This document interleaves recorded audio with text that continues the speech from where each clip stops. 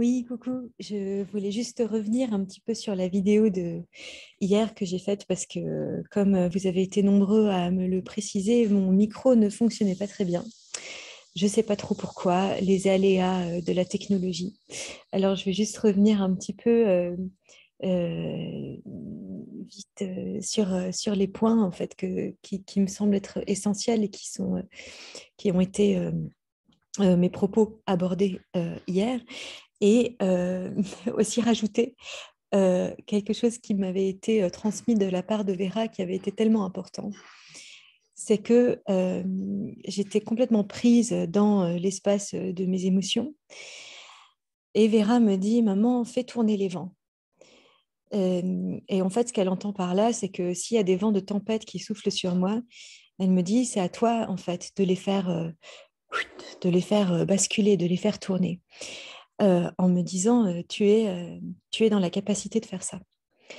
Et évidemment, quand on est pris par nos émotions et qu'elles sont complètement en train de nous dominer et qu'on essaye de les contrôler à notre tour, eh ben, en fait, on est super mal barré.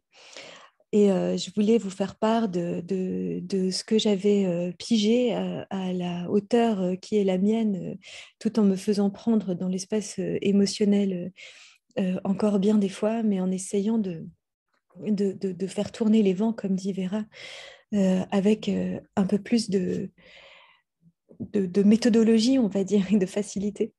Et l'idée qui est derrière ça, c'est que quand l'émotion arrive et qu'elle nous engouffre totalement, qu'elle nous prend dans les tripes et qu'elle nous prend dans tout notre espace, c'est de la laisser nous traverser et de ne pas s'identifier à ce qu'elle est en train de nous faire vivre. C'est-à-dire que je ne suis pas mon émotion. Mon émotion me fait vivre quelque chose, qui me rappelle probablement une blessure que je porte déjà en moi, qui peut être issue de l'enfance, une blessure, une peur, la crainte de ne pas être à la hauteur, la peur de ne pas être aimé, la peur de ne pas y arriver. Et, et je ne peux faire que de constater que cette peur est là. Mais cette peur n'est pas moi. Parce que cette peur, finalement, cette émotion n'est qu'un outil qui est utilisé pour me faire réaliser que je peux aller au-delà. Parce que qu'est-ce qui se passe au-delà? Au-delà de ça, ou plus profondément, derrière la couche de l'émotion, il y a la profondeur de mon être qui m'attend et qui me dit, tu vois, derrière tout ça, il y a tout l'espace de sécurité dont tu as besoin euh, et qui est immuable. Donc, si je me laisse juste traverser par l'émotion qui est la mienne à ce moment-là, de désespéritude, de peur de ne pas y arriver, de peur de ne pas être à la hauteur, de peur de ne pas être soutenue, vraiment, moi, je sens l'émotion d'insécurité qui revient assez régulièrement dans ces moments-là avec Vera. Bah, insécurité parce que j'ai l'impression que tout le monde est en train de flancher, que je vais flancher avec, ou, euh, ou des choses comme ça. Et ben là, en fait, il y a si je, si je me, je me laisse juste être avec cette sensation, je peux juste être avec et ne pas m'identifier avec. Et c'est là que opère potentiellement le miracle. Si je me connecte à l'être intérieur que je suis, l'être qui n'est pas sujet à tous ces tumultes, c'est comme la partie infinie de moi, la partie qui, euh, qui est éternelle et qui, elle, est prête à m'offrir tout son amour et tout son inconditionnel et qui est là en tout temps. Et c'est comme si j'essayais de chercher cette sécurité à l'extérieur de moi, que ce soit par le biais de quelqu'un d'autre, la protection, l'amour, euh, la rassurance, eh ben, je serais rassurée pendant un petit moment. Mais ça tient pas très longtemps parce que tout d'un coup, cette émotion va revenir et pouf, je suis de nouveau encore là.